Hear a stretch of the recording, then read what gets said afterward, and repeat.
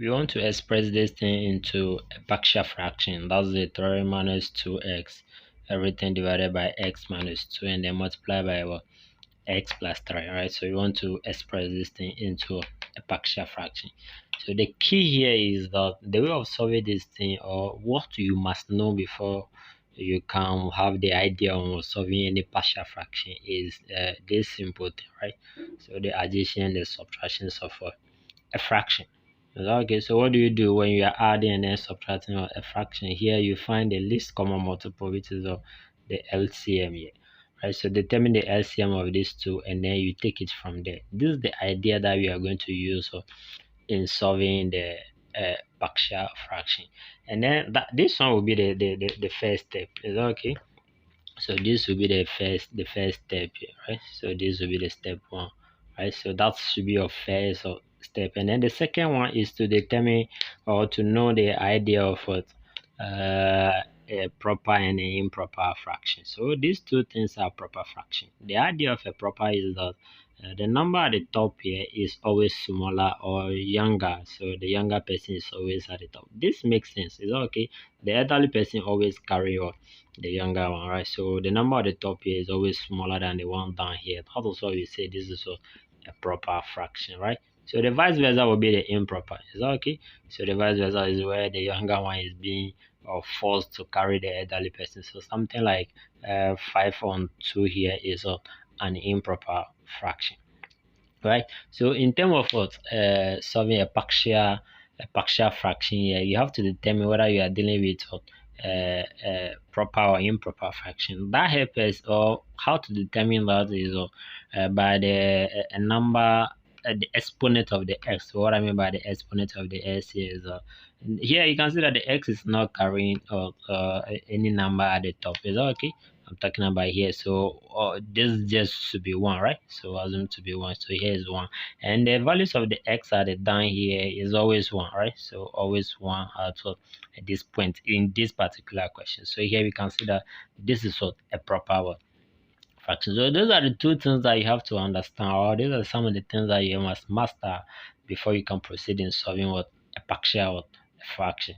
And then finally, here you have to know exactly the guy that is being added down here, right? So what I mean by the down here, we are talking about the denominator. So the one added down here is the most important. That will help us to determine what we are going to replace or under the expansion.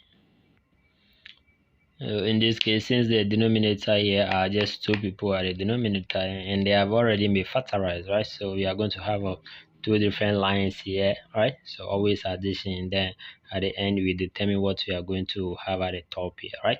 So here you have the x minus 2 as it is, so x minus 2, and that's followed by what, x plus 3, right? We are not doing anything to that because the powers here are just one, right? So they are already what factorized. So the top here is going to just be any number that we can think of. So since we don't know that number, we are just going to use the variables to represent that. So what we normally use the capital letters A and the B, right? So this thing you can use the different letters, but these are some of the things that we normally use to represent. Those are the numbers that we are going to find at the end. So okay, so that is how simple we can simplify or expand this partial fraction. So the idea, what do we know? So we pick it from this side.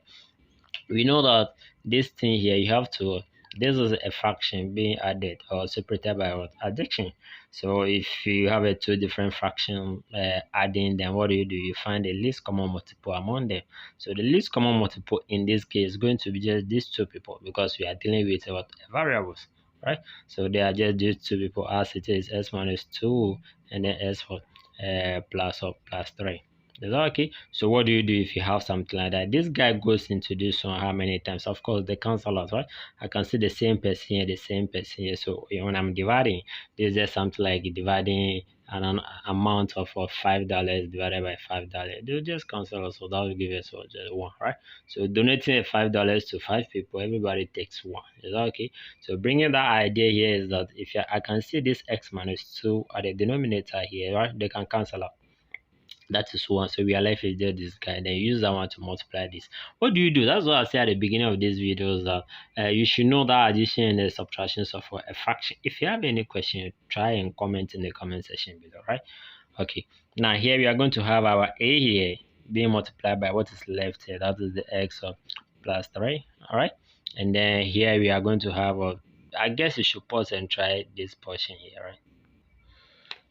So here is going to be b, and then x for minus 2. Is that okay? Why x minus 2? Because this one and this one cancel out. So we are just left with this one. So this multiplied by that, that will give us something like that. So what do you have on the left hand side? That is what 3 minus 2x, everything divided by x minus 2, and then x of plus 3.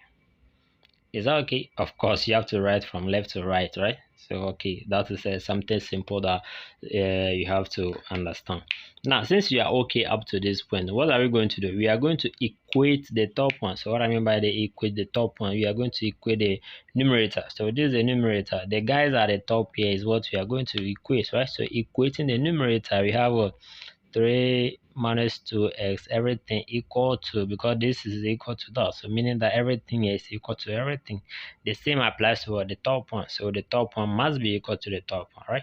So that is a into bracket s plus 3 plus what b, and then s of minus 2. Is that okay? So we are equating. The question is that why? Why are we equating the top one? Why? The question is that why? Why are we equating it? We are equating the top one because at the down here, we don't necessarily need the values of the x here, right? So what we are looking for is the value of the a, right? So the a and the b, that's what we are looking for. So these two guys are missing. These are the missing people that we are looking for. Is that okay? Since we are looking for these people, you have to go for the top one, right? So let's go and find the values of the a and the b. So we want to determine the values of the a first, right? So how do you determine that? Or maybe the values of the b, which one you want to go for? Right, the step here is that one person must go to 0. So let's say, what I mean by one person must go, if this guy vanish, we can easily solve this one. Is that okay? If suppose this one is not there, right? So this person is not there, we can easily solve what is left there, right? By just equating.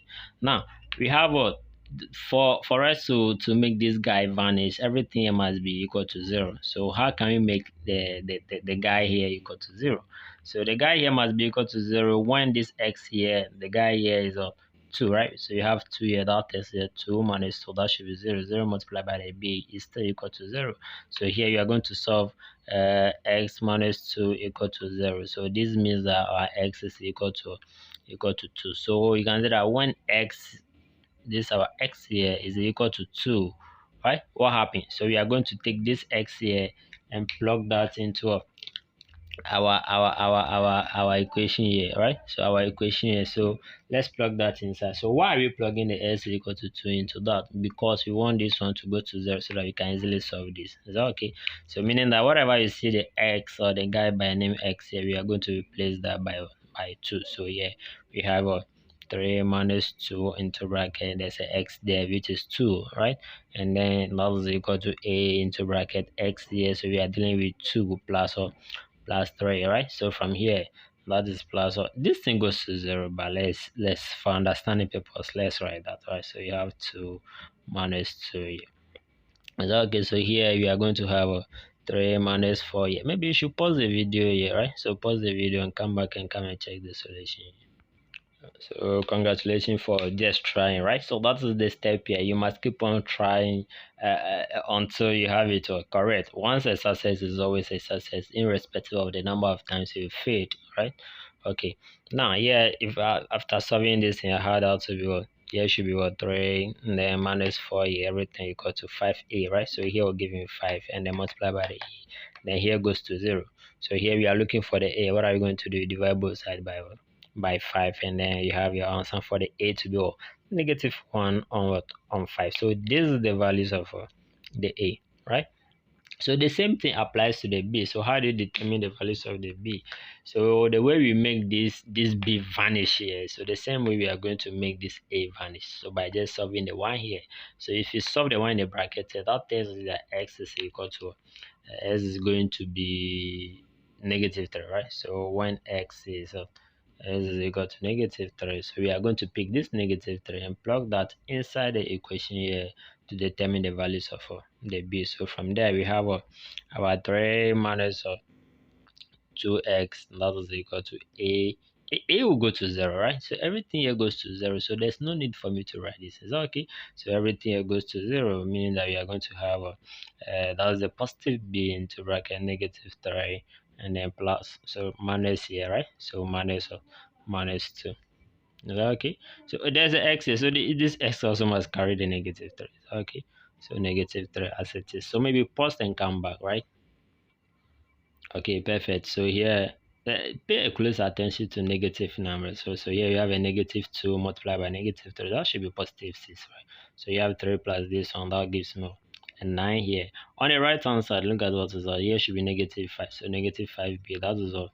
Negative 5 and b. We are looking for b. So meaning that we are going to divide both sides of the equation by what? Negative 5, right? So dividing both sides, that gives me b to be equal to 5 on what? Negative 5, right? So these are the two values that we are having for a and b. Is that okay? Now what do you have? This is the how we split everything here. So we just go back to your equation here. So you are going to replace the a by what? Negative 1 on 5, and then b by what? 9 on what? Negative 5. So here is going to be what?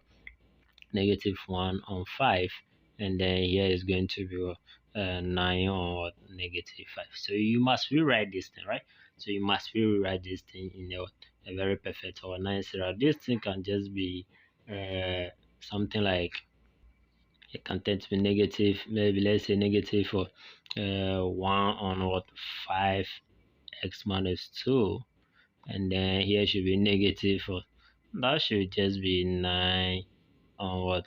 5 multiplied by x or plus 3, right? Okay, so very, this is how simple you solve what a partial fraction with this type of a denominator. So what will happen if you have something under the denominator to be a quadratic? So maybe something like the x minus 2s plus 2, right? Something like this at the denominator here instead of this something. You have to, you must know. If you want to know how to solve it, just try and subscribe to the channel for more content, and we have more, maybe a repeated one, right? So x minus 2 everything raised to the power 2, and I'll post a video on everything on relating to such a question. So make sure that you join us. Comment down below on anything that you want to see under a partial fraction.